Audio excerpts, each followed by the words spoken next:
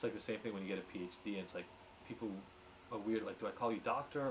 Things like substantial anxiety, depression, isolation, bullying, environments like that drive more heavy-duty reliance on coping strategies. Some people find drugs and alcohol and find that those do a good job for them. Other people find gaming, other people find porn.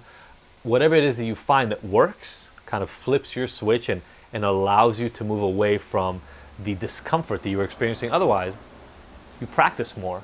And if you practice it enough and you start relying on it in a heavier and heavier sense in your life, inevitably you move slowly and gradually towards what we are calling addiction.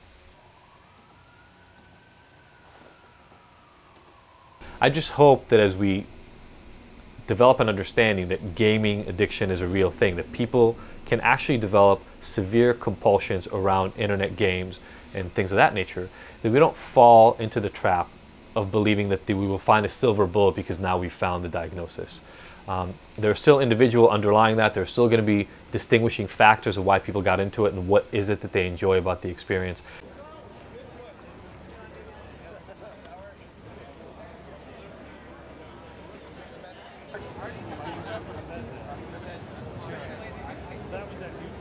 There was a time when I was in middle school and my entire summer went to playing of World of Warcraft, and I didn't do anything else. I spent 15 hours a day playing. So that was an addiction.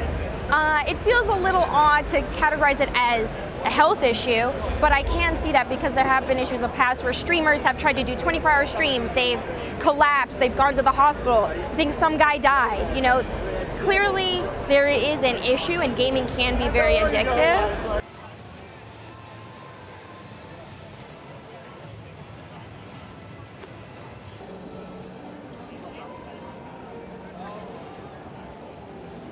My parents always had pretty strict rules about when I'm allowed to play. I have to do all my homework first. On the weekends, I can't wake up early and play video games. So when I was at home, it was like pretty regulated. It was like school came first and then games. And then when I went to college, I was kind of on my own. I was just like video games all day. Wake up late. I don't really feel like going to class with video games.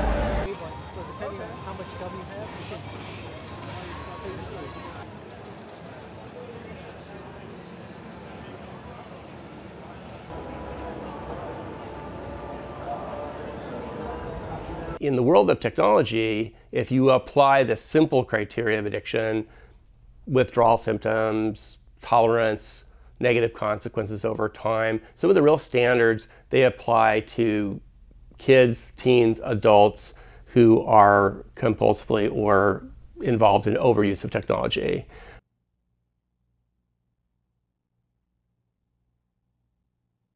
So it will allow clinicians and parents also to try to bill for it, you know, within insurance. So that's significant. But it also is an important piece of you know, sort of evolution in this recognition of this as a problem, that the World Health Organization recognizes that gaming addiction is an addiction. It is a problem and it deserves its own category and deserves credibility. So it's very significant.